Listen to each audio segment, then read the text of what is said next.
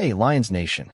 We're back with another exclusive video bringing you all the latest news about our beloved Detroit Lions. Before we get started, don't forget to hit that like button and subscribe to the channel so you never miss anything about the team. Now, let's get into the news. This is a fictional, rumor-style fan piece. Pure imagination, not reporting, not sourced, not factual. If it reads like a breathless scoop, that's on purpose. The premise is make-believe and should be treated as creative writing only. With that out of the way, picture a night in late summer where the air in Florham Park tastes like static and the fluorescent hum in the facility corridors has the same nervous pitch as a primetime crowd before kickoff. And someone whispers that the big man in the middle has decided he's done waiting, that the door he's holding isn't to a meeting room, but to a different future, one painted Honolulu blue. People don't believe it at first because rumors are currency and most of them are counterfeit. But this one is weight. You can feel it the way you feel a pocket collapsing, pressure from a place you can't quite see until it's already on you. Word travels weirdly in football buildings. It rides the wheeled laundry bins and the clatter of cleats and the ping of a text message that someone swears they didn't mean to send. An assistant in a gray hoodie walks faster than usual. A defensive line coach whose job is to pretend nothing surprises him looks surprised anyway when a staffer slides a manila folder across a table with the careful touch of someone defusing a small bomb. No numbers are spoken aloud, but everybody knows the shape of numbers when they enter a room. On another floor, a player double-checks his phone, thumbs hovering as if the notification itself might change if he looks at it from another angle. It doesn't. The story people tell, again, fiction, a rumor world fable with all the shimmer and none of the stakes, is that Quinnen WILLIAMS sits in a chair that seems a size too small, and yet somehow looks like a throne when he leans back, knuckles resting on the armrests, smiling the calm smile of someone who makes chaos his living. He's polite the way the truly powerful tend to be. He listens like it's a meeting, but his mind is already on another meeting in another city where the colors are warmer and the pitch of the voices is lighter because they've convinced themselves the future is their friend. He isn't defiant. He's decisive, and those are not the same. He thanks people by name. He leaves the coffee untouched. He lets the silence do some of the talking, and in that silence you can hear a very specific brand of disbelief. Not betrayal, not anger, just the fossil crack of a plan becoming a memory. How does a rumor like this choose its route? It doesn't take the front door. It finds vents and stairwells, hops a ride with the equipment guy rolling a card out to the practice bubble. In the cafeteria, someone overhears a sentence fragment that sounds like a lock turning. In the weight room, music thumps, but the two trainers by the Gatorade coolers are speaking in a choir whisper, exchanging the kind of look that says they know something but wish they didn't. By the time the sun is down across the wetlands, a quarterback in another division texts his college roommate, who happens to be a quality control coach who happens to be the kind of person who never, ever leaks anything. Except this isn't a leak. It's a ghost story told into a phone with the screen brightness turned all the way down. If you're inside the frame, it's doom. If you're outside, it's theater. Now leap to the Motor City in this invented world, past the river that holds the city like a dark ribbon, past the murals and the confidence and the bone-deep conviction that some curses are just stories you tell until you stop telling them. The building out there hums differently. They've been learning to walk like a heavyweight, and the mirror has started to agree. In rooms with glass walls, someone has circled his name on a whiteboard so many times the marker squeaked itself dry, and a new marker finished the halo. They talk about gap control like a religion and disruption like poetry, and how a man who lives to dent a pocket will make every edge rusher feel taller, longer, faster, freer. The rumor needs no agent to carry it here. It arrives like weather. Coaches stand around the depth chart the way architects stand around a blueprint. One of them pushes magnets around on the board with the fussy care of a chess master sliding rooks. Another says, not for quotation because again, none of this exists in the real world. Add that in the middle, and our fronts talk louder than our mouths ever could. Someone else makes a bad joke about biting kneecaps and gets laughed at because when you're giddy you laugh at everything. The scenario is so vivid that even the janitor who doesn't care about football can feel the temperature bump up a few degrees. Back in the pretend scene in New Jersey, there's talk about legacy and leverage and the geometry of contract years. It isn't bitterness that shines through in this fictional room, it's clarity. A player who grew up as a planet in a system of collisions has decided gravity is a choice. In the hallway, a framed photograph shows a goal line stand so violent you can practically hear it through the glass. And that photograph does something to the people who pass it every day. It tells them that tradition is loud enough to drown out anything except the quiet certainty in a man's voice when he says what he wants. He doesn't say the word Detroit out loud in this version of events. He doesn't have to. He says he's chasing something he can't name, and that names don't really matter anyway once the pads start popping and the broadcast truck lights up and the winter air turns to steam in every exhale. The Lions, again, within this imagined rumor bubble, send not an offer, but a vision. It looks like film cut-ups where the camera shimmer catches the light in a way that makes the turf look lit from underneath. It sounds like a stadium that learned how to love itself again. It smells like fresh paint in a weight room and the metallic tang of new plates stacked on bars. And it feels like the exact moment a sled meets a shoulder and something in your chest vibrates into alignment. They present the idea that as imposing as a wall can be, a storm is better, and if you're building a storm, you start with the eye. They use phrases like anchor and tone setter and force multiplier because coaches love math metaphors when they start to dream. They show heat maps and graphs that look like abstract art to anyone who doesn't spend Sundays counting steps. None of this is binding in the real world. It's storytelling inside a story, a rumor wrapped in destiny wrapping paper. But inside the four walls of the Lions facility in this invented timeline, it feels binding enough to put a shine on the night. There's a fan perched on the edge of a barstool 2 blocks from Ford Field, and he's the kind of fan who's been in more rebuilding years than he has fingers.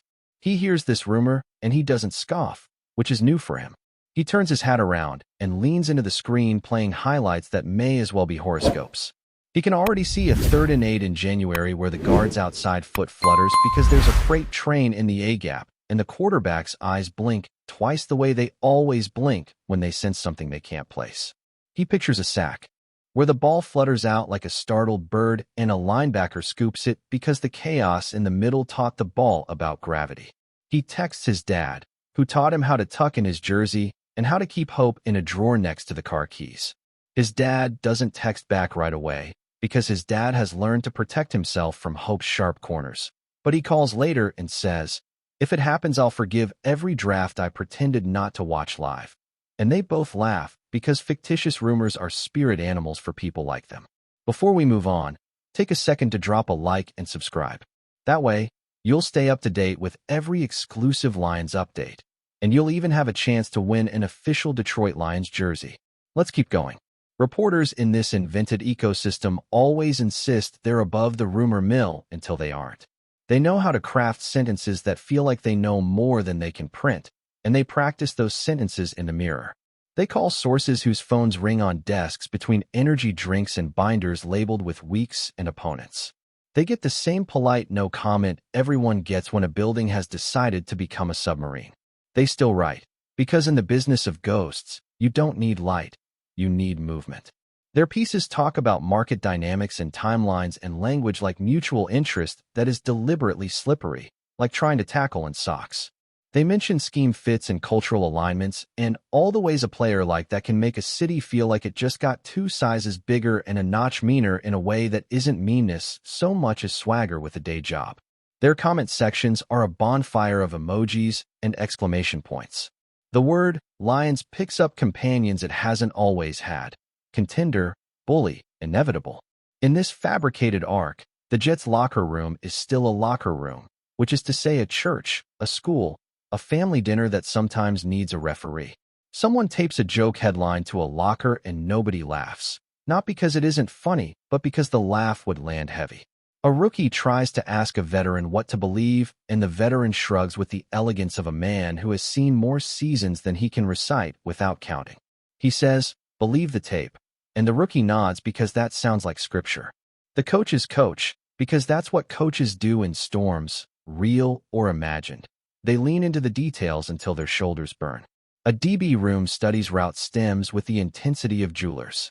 A special teams coordinator draws lines on the whiteboard like a cartographer discovering a new coastline. Everybody does their job because doing your job is the only way to keep your heart from sprinting out of your chest when whispers get teeth. If you zoom out in this pretend universe, the league itself smiles the sly smile of an entity that knows spectacle is oxygen. Schedule makers practice the elegant violence of primetime calculus. Talk shows script segments whose entire content is eyebrow choreography and the dramatic reading of tweets. Former players on panel sets talk about hand usage and pad level and want to in ways that make civilians fall in love with jargon all over again. A clip circulates from an old college game where a center looks like he's wrestling a washing machine and losing. The clip gets replayed until even people who have never heard of a twist or a stunt can describe one with hand motions like kids telling ghost stories around a flashlight. This is what rumors do when they're allowed to stretch their legs. They become folk songs with a beat. The Lions fans, in this story, start building their Sundays around a hypothetical that tastes real in the mouth. They buy shirts that don't exist yet and imagine the sound of a name introduced over the stadium PA, the syllables hitting the air like the first drum in a march. They talk about fits next to names like Hutchinson and McNeil and any other human who believes a line can be a symphony. They daydream about run fits turning from algebra to arithmetic, about third downs shrinking to the size of a breath. They picture the confidence ripple that starts in the front and rolls backward so a safety can play with a lighter step. A corner can trust the ball will be panicked. A coordinator can call something greedy. They know, in the rational part of their hearts, that this is fiction dressed as prophecy, but they savor it anyway because what is a fan if not a curator of beautiful maybes? And in the calmer, invented coda of our rumor, there's a private flight that may or may not exist, idling on a wet tarmac somewhere between two versions of the same season. The terminal glass blurs with a drizzle that looks like static. Inside the lounge, one man scrolls through a phone he isn't really reading. Another stares at a muted TV where the crawl says nothing and everything. A bag leans against a chair, heavy in the way gear is heavy, not because of weight, but because of purpose. Nobody says Detroit out loud, because sometimes saying a thing too soon drains it of its magic, and even in fiction people are superstitious. The engines build a soft wall of sound that makes thought feel private. The door opens. The man walks through, simple as a step, monumental as a choice. If this rumor were a map, it would have dotted lines instead of roads. If it were a forecast, it would say chance of thunder, percent unknown. What makes it fun? And remember, this is an invented rumor for the sake of storytelling.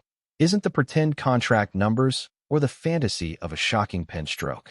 It's the way it reframes a city's posture. It imagines a Detroit that doesn't have to keep reminding itself it belongs because it makes everyone else do the reminding for them. It imagines a defense that plays like an argument you can't win and a front that speaks a language the league understands. Force, angles, panic. It imagines a man whose job is to turn plans into rubble, choosing a place where rubble has always been a raw material, not a scar. The point of any rumor worth telling isn't whether it's true, it's whether it changes how you look at what's possible, even for a minute. So let the fictional whispers say it with their chest. He refused the extension and chose the Detroit Lions, chose the cold that makes breath visible and the noise that makes thought a contact sport, chose a building that stacks chips like firewood and measures belief in decibels. Let the imaginary insiders tweet the emojis with the eyes and the lion and the lock and pretend they mean something etched in stone. Let the barstools tilt forward and the living rooms fall silent right before kickoff in a game that hasn't been scheduled. Let the whiteboards gather new magnets like snow. Let the janitor with the mop shake his head and say, "We'll see." Even though he knows he'll be watching like the rest of us if this ever crawls out of the dream and into the day. Until then, the rumor hums soft as a diesel, patient and low, painting an alternate timeline where the middle of the Lions line is a place quarterbacks visit only once in a play before sprinting the other way, where the pocket lives like a soap bubble, beautiful and fragile, and one flick away from gone. In that imagined world, every snap begins with a promise and ends with a punctuation mark, and Detroit walks taller, and winter feels like an ally, and every Sunday is notarized by the kind of pressure you can't coach and you can't escape. It's make-believe, all of it, eh? Cathedral built out of maybe, but for now that's enough to light up the skyline. We bring you the latest Lions news every single day. So make sure you're subscribed, hit that like button, and turn on notifications so you don't miss a thing. And of course, Drop a comment below with your thoughts on today's news. Your voice makes a difference for Lions Nation. See you in the next video.